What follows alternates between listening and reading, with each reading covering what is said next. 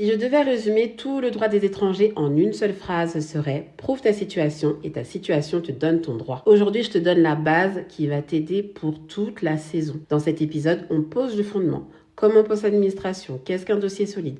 Comment fonctionne vraiment le droit au séjour? Sans ça, tu peux rien comprendre au reste. Donc, on commence par ce qui compte le plus. Bienvenue dans Séjour Mode d'Emploi, le podcast qui facilite ta compréhension en droit des étrangers. Je suis Aurore, juriste en droit des étrangers et aussi créatrice de la page Instagram, TikTok, YouTube, mon amie la juriste. Ici, je t'explique le droit des étrangers avec des mots simples pour que tu puisses reprendre le contrôle sur tes démarches sans stress, sans jargon et surtout avec des bases solides. Aujourd'hui, on va voir 4 choses essentielles. La première, ça va être la logique réelle du droit des étrangers qui est simple mais qui est souvent mal comprise. La deuxième, ce sont les piliers qui déterminent tout. Je vais vous en parler plus en détail, évidemment.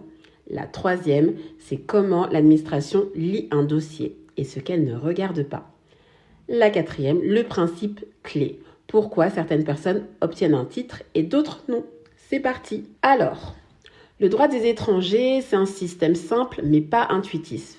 C'est vrai que ça paraît compliqué parce que, en fait, le droit des étrangers repose sur une seule logique. Chaque situation donne accès à un droit à condition que tu puisses le prouver. Ça veut dire quoi? Ce n'est pas ton intention, ce n'est pas ta bonne foi, ce n'est pas ton besoin personnel, ce n'est pas ta situation émotionnelle. Le droit regarde quel est ton statut et quelles sont les preuves que tu donnes. C'est froid, c'est administratif, mais au moins c'est carré. Il y a, comme je l'ai dit, 2 piliers qui déterminent tout. Le premier pilier, ça va être ta situation juridique. La France délivre des titres selon des portes juridiques. Exemple, si tu es si tu es étudiant, si tu es travailleur, si tu as une vie privée et familiale, si tu as besoin d'une protection concernant ta santé, si tu es parent d'enfant français, si tu es conjoint de français, si tu es passeport talent, si tu es salarié, si tu viens en France grâce à un regroupement familial. Bref, chaque situation ouvre une porte. Si ta situation ne correspond à aucune porte, tu restes devant et tu peux pas rentrer. Deuxième pilier, ça va être la preuve. Tu peux avoir la meilleure situation au monde. Si tu n'as pas de preuve, ça ne vaut rien. À l'inverse, tu peux avoir une situation que tu penses fragile, mais si tu as les bonnes preuves, tu peux obtenir un titre. Les preuves clés sont toujours les mêmes.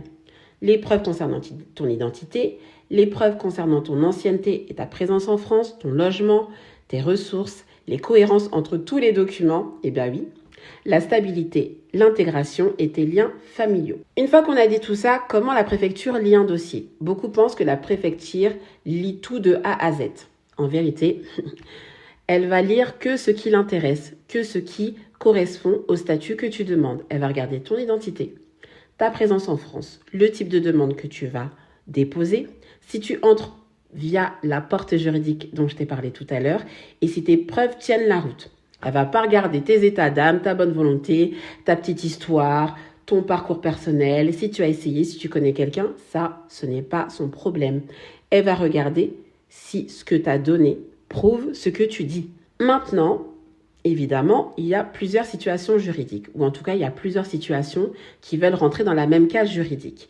Et c'est pour ça qu'il y a pour des personnes qui vont obtenir leur titre et d'autres qui ne vont pas obtenir leur titre. Pourquoi? Parce que par exemple, il y a une personne qui va avoir un dossier cohérent et l'autre non. Il y a une personne qui va avoir des preuves mensuelles et donc des preuves récurrentes et l'autre non. Parce qu'il y en a un qui a compris la logique du droit et l'autre non. Le droit, c'est vraiment pas un tirage au sort. C'est une question de régularité, de preuve, de stabilité, de cohérence et aussi de timing parce que tout va dépendre de quand vous allez déposer votre demande. Vous savez, s'il y a un peu, je dirais pas un peu de politique, mais quand même. Bref, une fois qu'on a dit tout ça, une fois que vous avez entendu tout ça, que vous avez écouté tout ça, je vous dis juste merci d'avoir écouté cet épisode.